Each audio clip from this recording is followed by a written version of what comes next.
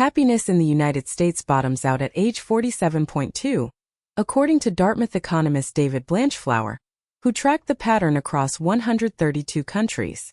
The curve has been replicated in datasets spanning back to 1973, across 146 countries, in research with no relationship to income, education, or marital status. Gray divorce among adults 50 and older, has tripled since 1990, and now accounts for 36% of all divorces filed in the United States, up from just 8% 3 decades ago. 80% of workers who change careers after 45 report wishing they had done it sooner. Specifically, 2 years sooner, according to survey data from JobList. 82% of people who switch careers after 45 describe themselves as pleased or extremely pleased with the decision, per research from the American Institute for Economic Research. And yet only 6% of people over 45 who consider a career change ever act on it. The gap between the people who want out and the people who leave is enormous, and it has a name in the research literature. It is called the action-intention gap, and at midlife it is wider than at any other point in adulthood. That gap is the actual subject here. Not the wanting, the not doing.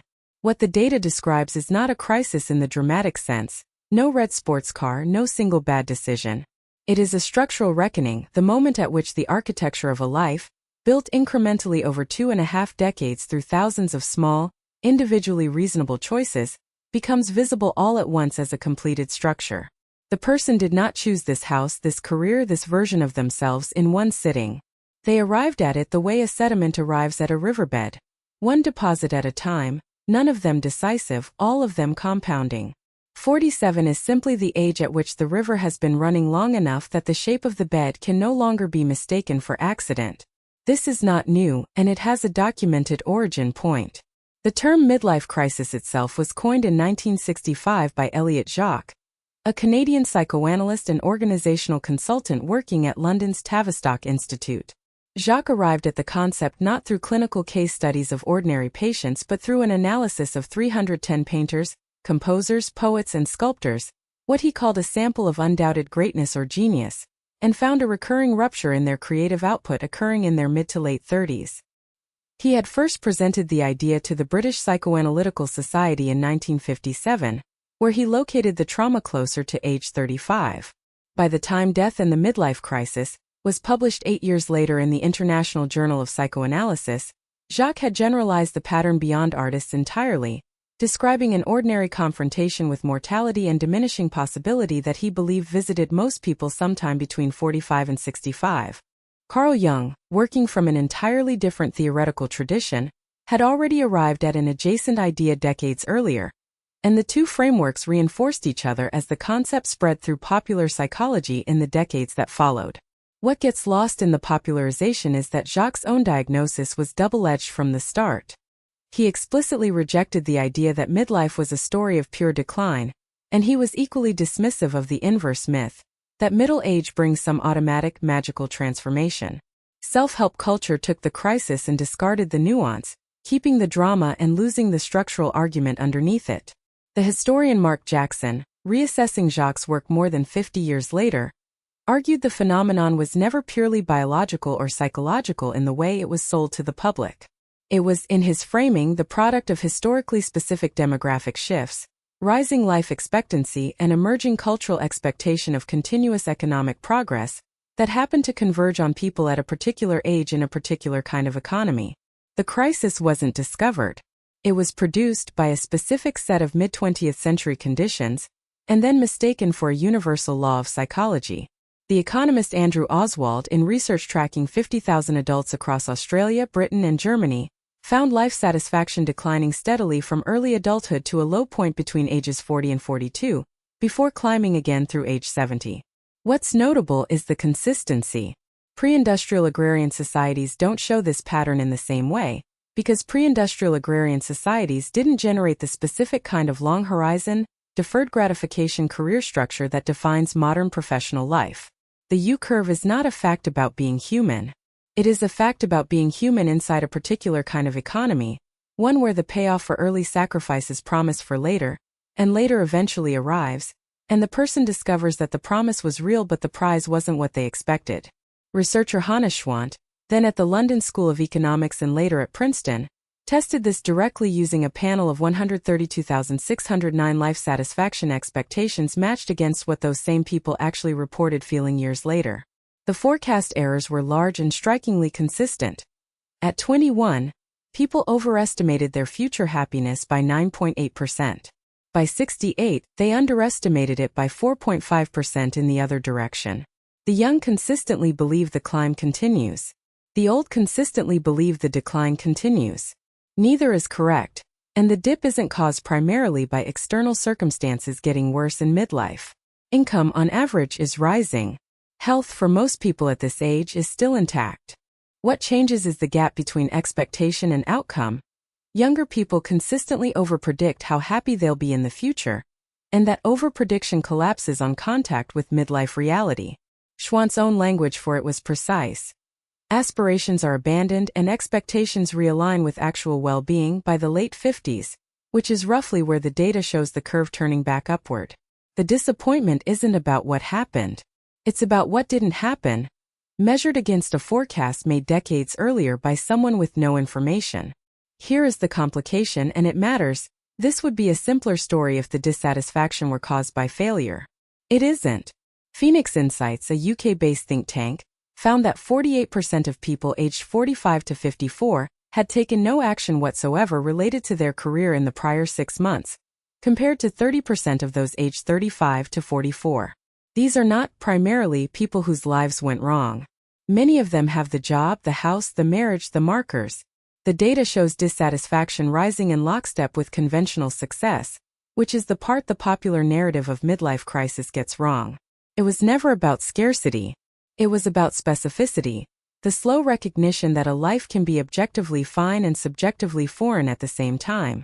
Consider the structural mismatch underneath this. A 25-year-old chooses a career, a city, often a partner, with a brain that, per developmental neuroscience, has not yet finished prefrontal cortex maturation, which continues into the mid-20s. The choices that determine the shape of a life at 50 are disproportionately made by the least finished version of the decision-making self. Nobody designed it this way on purpose. It's simply how identity formation collided with economic timelines.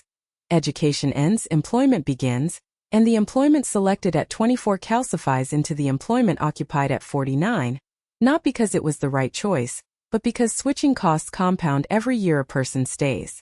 This is where the historical parallel earns its place.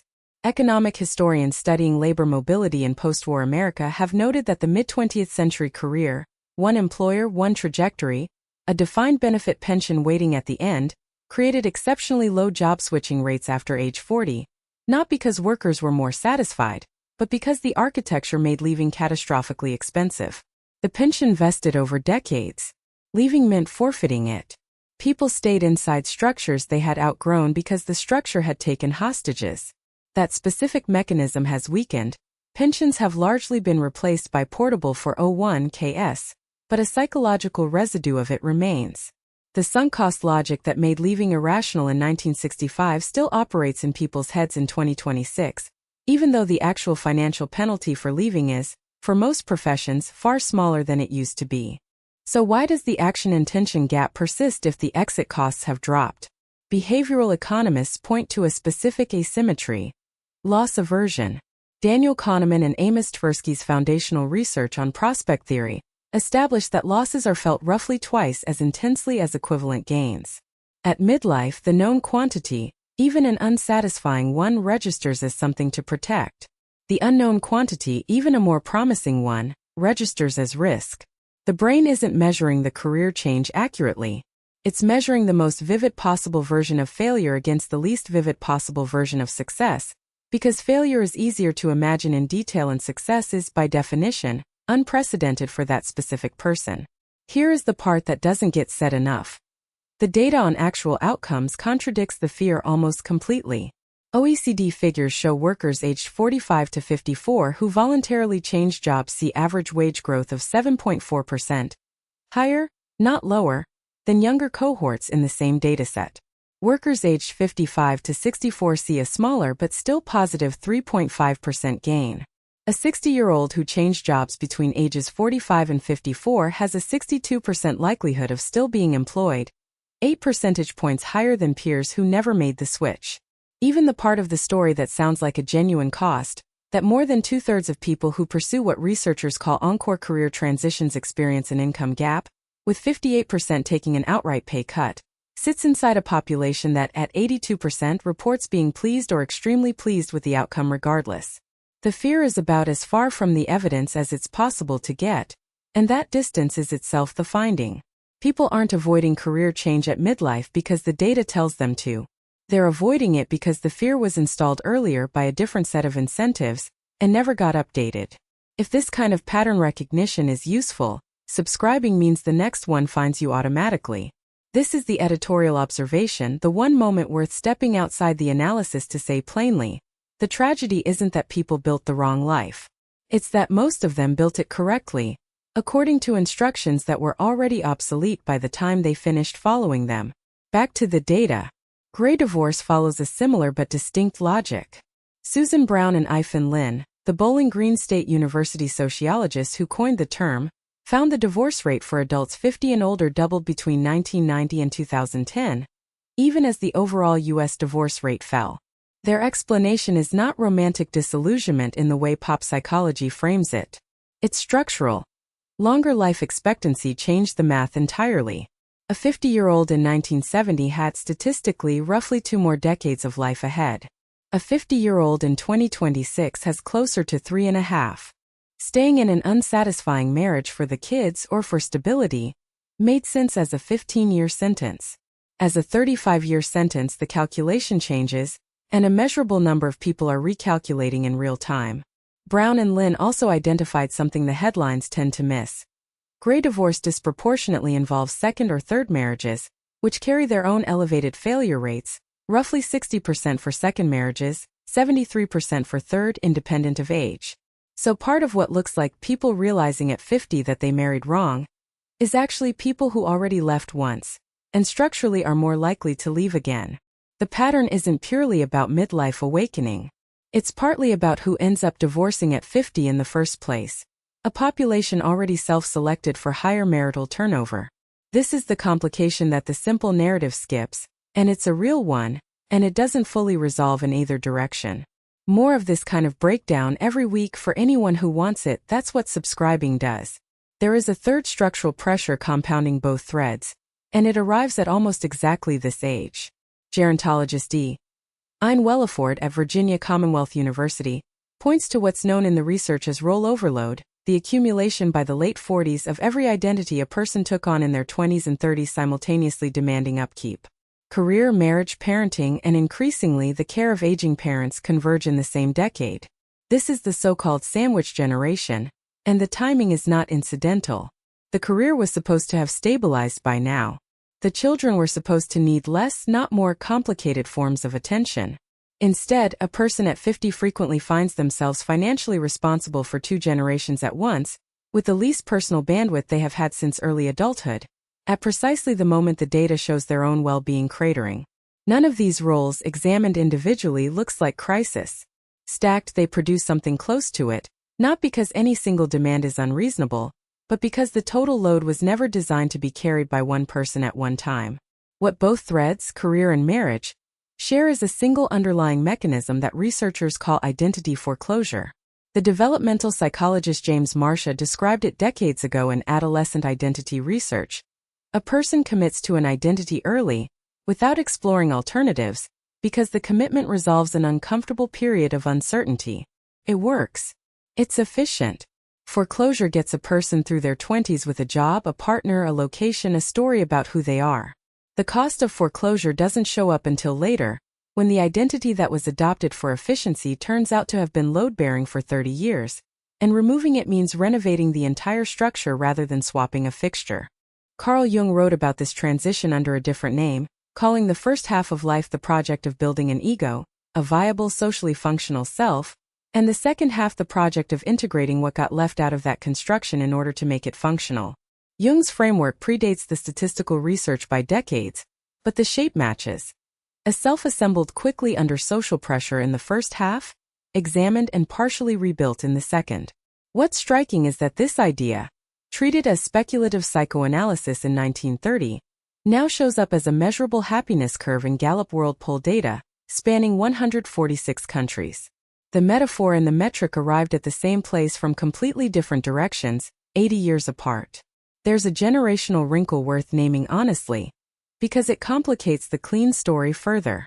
People turning 52 in 2026 were born in 1974, squarely Generation X, the cohort raised at the tail end of the post-war promise that one job, one marriage, and one set of choices made in your 20s would simply hold. They were the last generation to receive that instruction set in full and the first to discover mid-career that the economy underneath it had already shifted toward job mobility, toward portable benefits, toward a labor market that rewards the very behavior their upbringing taught them to avoid. Their parents' generation didn't face this particular mismatch because the rules didn't change underneath them midlife.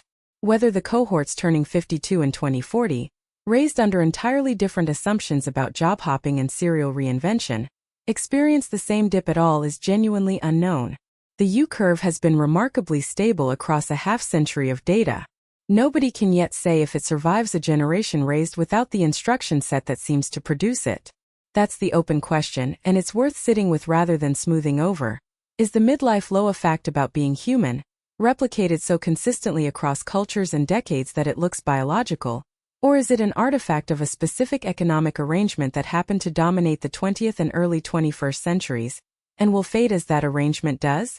In 2012, a research team led by psychologist Alex Weiss at the University of Edinburgh, working with economist Andrew Oswald, tried to settle exactly this question by removing the human economy from the experiment entirely. They studied 508 great apes, chimpanzees and orangutans, housed in zoos and sanctuaries across the United States, Japan, Canada, Australia, and Singapore, with well-being scored by the keepers and caretakers who knew each animal individually. No careers, no marriages, no mortgages, no gray divorce, no Tavistock Institute. And the same U-shape appeared anyway. High in youth, a measurable dip in the equivalent of middle age, a recovery into old age. Published in the Proceedings of the National Academy of Sciences, the findings suggested the curve might not be a response to modern economic life at all, but something closer to an inherited feature of the species, present in the common ancestor humans share with chimpanzees and orangutans millions of years before anyone invented a pension or a mortgage. The ape data leans toward biological. The cohort-specific mismatch leans toward structural.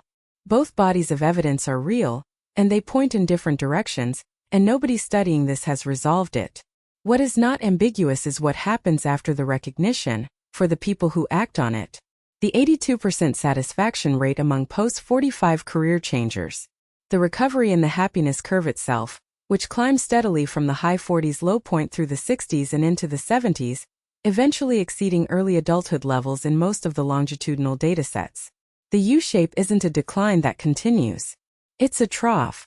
The data is unambiguous that most people come out the other side measurably better off than they went in, which makes the 6% action rate among the dissatisfied not just a curiosity but close to the central mystery in the entire dataset.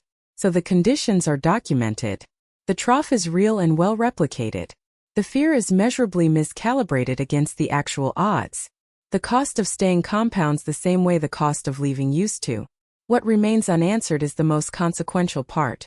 Why does recognizing the wrong life so rarely convert into action, even once the data has been laid out, even once the fear has been shown to be statistically unfounded? That gap between knowing and doing has not been closed by any study cited here. It may not be closable by data at all. If you want more videos like this, subscribe.